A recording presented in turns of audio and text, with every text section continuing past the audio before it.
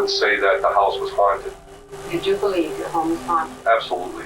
This is a true story behind The Conjuring Last Rites. It all began in 1973 when Jack and Janet Smurl moved into a duplex in West Pittston, Pennsylvania with their kids and Jack's parents. At first, things seemed normal. They were just a working class family, just making their way through the world in their modest home.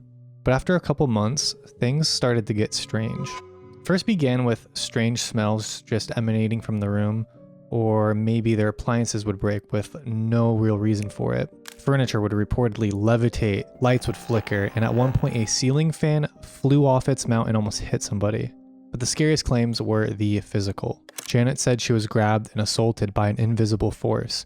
Jack reported the same. Their daughters claimed shadowy figures appeared in their rooms, terrifying them at night. The haunting went on for years, and they didn't leave. Why wouldn't they leave? They didn't leave. So they endured this for over a decade until the Smurls were finally over it and they had it, and they finally reached out to the well-known paranormal investigators Ed and Lorraine Warren. The Warrens visited in 1986 and claimed the Smurls' home was infested by a powerful demon. According to them, the demon fed off the family's fear and was one of the most aggressive spirits they have ever encountered. Lorraine, who said she could sense spirits, described an overwhelming sense of darkness in the home. The Warrens, trying to ward off this evil entity, tried praying over the home, ultimately leading to an exorcism of the home. But according to the Smurls, the attacks only got worse. The family said the demon mocked them, mimicked voices, and even followed them outside the house. By this point, this was big news in the area. The media tried to poke holes in their stories. Some neighbors even reported never seeing anything strange with the house or with the family. Local clergy were even hesitant to call this entity demonic, and critics suggested the whole thing could have just been a stress-related hallucination, like maybe that there was toxic mold in the house or monoxide poisoning.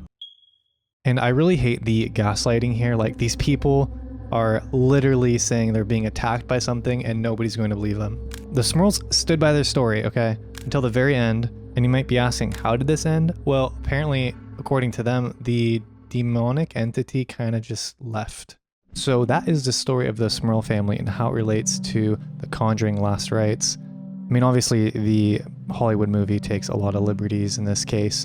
There was no mirror scene, or, I mean, like, a lot of the dramatic demonic showdowns were obviously over-exaggerated for the movie. But, I mean, apparently, according to the Smurl family, this actually happened. But what do you guys think? Do you guys think they just made this all up for some reason? Or did this actually happen? And I'll catch you guys on the next one.